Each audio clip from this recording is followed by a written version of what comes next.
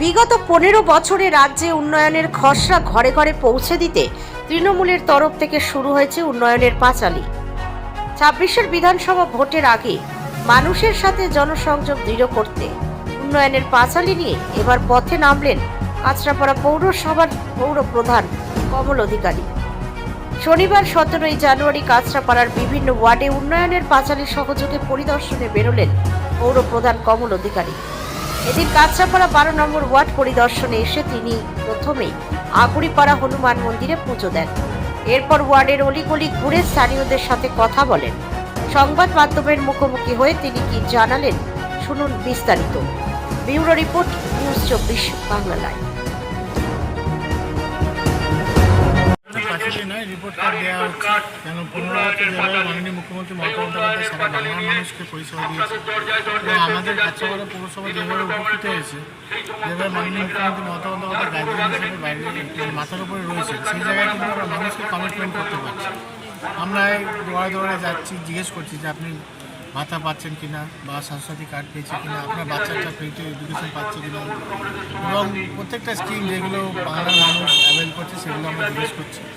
এবং প্রচুর ডেটা যেগুলো রয়েছে, ধরুন আমাদের টোটাল বীজপুরে ম্যাক্সিমামই যারা রয়েছে দিদির স্কিমগুলো অ্যাভেল করছে, বাট আমাদের কাছে যে ডেটাগুলো রয়েছে টোটাল বীজপুরে যে যারা ধরুন বার্ধক্য ভাতা বা বিধবা ভাতা রয়েছে বা লক্ষ্মী ভাণ্ডার যারা অ্যাপ্লাই লাস্ট আমাদের দুয়ারে সরকারি ক্যাম্পে করেছিল, সেই জায়গাগুলো আমরা রেখেছি। এবং অবশ্যই যখন বাকি মানুষ বিস্কুটে পাচ্ছে তারাও অ্যাভেল করবে, কেন মাননীয় মুখ্যমন্ত্রী মমতা বন্দ্যোপাধ্যায় মায়ের মতো মা যেরকম নিজের সন্তানদেরকে আঁচলে আগলে রাখে, সকল সন্তানকে সমানভাবে থাকে, সেই পরিষেবা কিন্তু মাননীয় মুখ্যমন্ত্রী মমতা বন্দ্যোপাধ্যায় সারা বাংলার মানুষকে দিচ্ছে।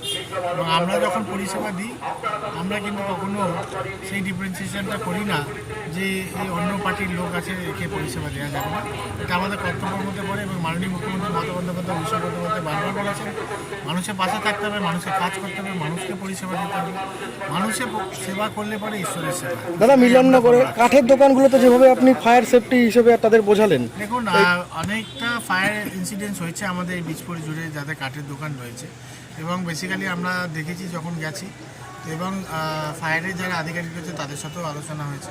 তো ওখানে ইলেকট্রিক মিটার যেগুলো আছে, ইলেকট্রিক মিটারে যেন কোনোরকম উডেন আইটেম যেন না রাখে, এবং ফায়ার এক্সটিংগুইশার যেন প্রত্যেকটা দোকানে থাকে, কারণ প্রিলিমিনারি যদি কোনো রকম ইনসিডেন্টস হয় তাহলে সেই জায়গায় ওটা প্রিকশন নিতে পারবে এবং বড় কোনো ক্যাজুয়ালিটি হবে না। আপনি বলার পরে দেখা যাচ্ছে কাঁচরাপাড়া সমস্ত অলিগলি রাস্তাগুলো এখন ঠিক হচ্ছে, কি বলবেন? আমি কি বললাম আগেই যে এটা ধন্যবাদ জানাবো মাননীয় মুখ্যমন্ত্রী মমতা বন্দ্যোপাধ্যায়কে, উনি মাথার উপরে আছেন বলে মানুষকে আমরা কমিটমেন্ট করতে পারছি এবং এই কাজগুলো আমরা ফুলফিল করতে পারছি।